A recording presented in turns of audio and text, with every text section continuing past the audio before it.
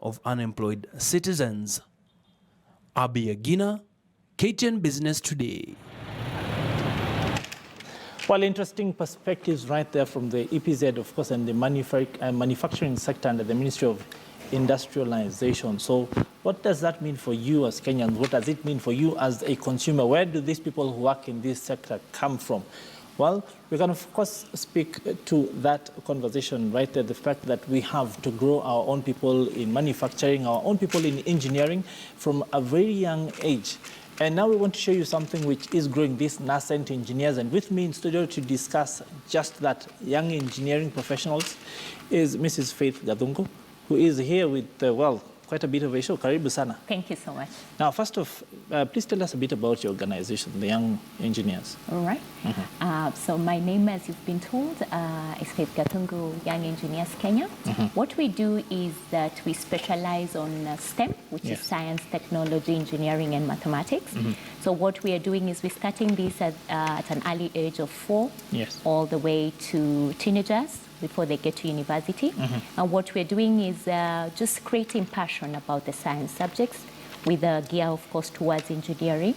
And we're starting with the kids at a very young age. Yeah, so I want you to talk to me about what some of these things on the table are and what exactly they do. Okay.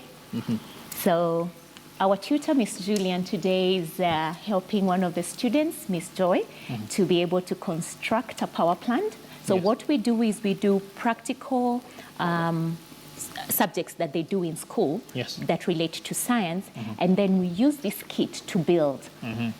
So whatever it is we use these manuals, and the manuals relate to what they're building. I just want to see if my cameraman would be able to zoom into this, something like this, because this is just the diagrams, right? Yes, they are. And these are basically a bit of Lego.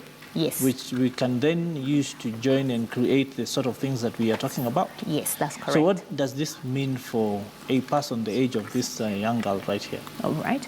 So our Lego is not just the basic Lego that you buy in the supermarket. As you can see, it's got batteries, it's powered, it's motorized.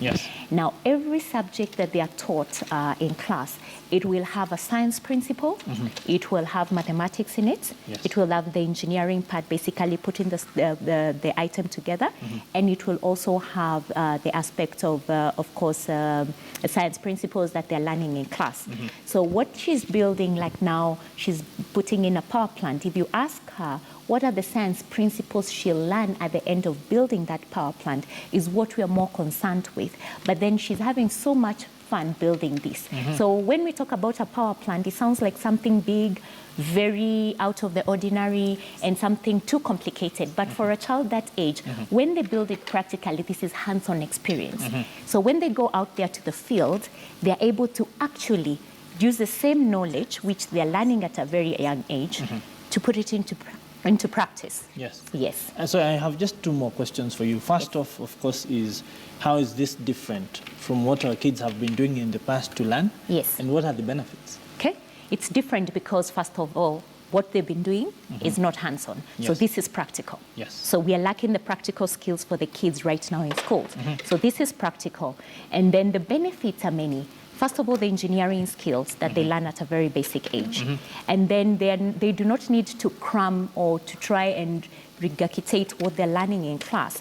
They'll be able to understand the principles, be able to explain how the principles work practically.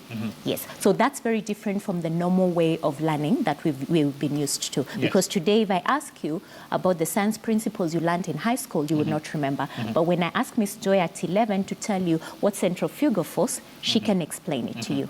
Well, I can remember my, physics lessons, but I think for most parents and indeed young people right now, the question is, where can they find this sort of thing? Because I have a niece myself, about the same age, and this looks like something interesting which we want to get into. So how do we go about adopting such, so to say, technology? All right. So we're introducing it in schools. So we offer it as a club in various schools, and some of the schools are taking it up as a program where they run it themselves.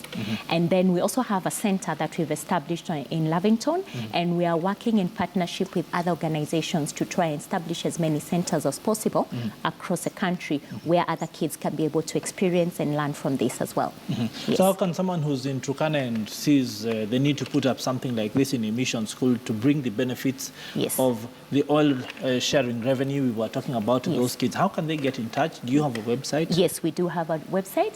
It's www.youngengineers.co.ke, and I'm reachable on email as well, which is faith@youngengineers.co.ke.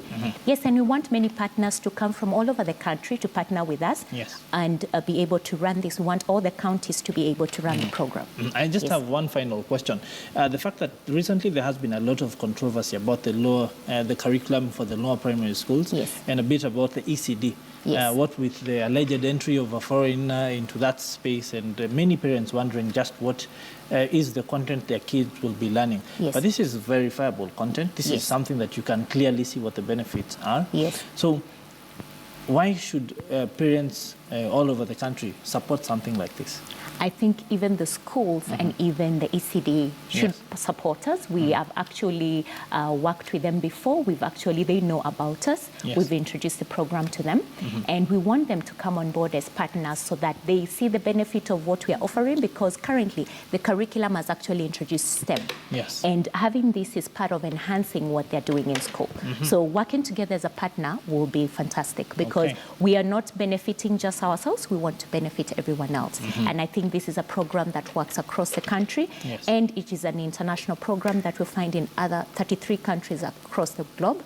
So I believe the benefits of it is something that we can be able to vouch for. For those who might not be able to get into a club directly, because they might also want to introduce these as a plaything in the home, or you might be homeschooling, or that sort of thing. So how do they go about finding this material? So we do not sell the material, but what we do is, like for homeschoolers, we already have a few that we are working with. We actually go to their centers and actually teach the kids.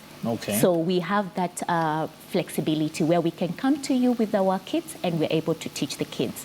Yes. So thank you very much. Thank you. Mrs. Gadung. This looks very interesting and something fun. She looks like she's enjoying herself. Yes, you should ask her. It's something, although we're out of time right now, so maybe we can't get into that conversation, but it's something that we'd like to track. We have a show that focuses on education called Daula Elimu that runs on the weekend. This looks like something that we'd want to get into, so we'll definitely be in touch for that, but that's an entirely different conversation. Thank you very much for taking the time to talk to us. Thank you. And to the young ladies as well, asanteni sana. Thank you. So viewers, you've seen it for yourself. STEM, of course, that is science, technology,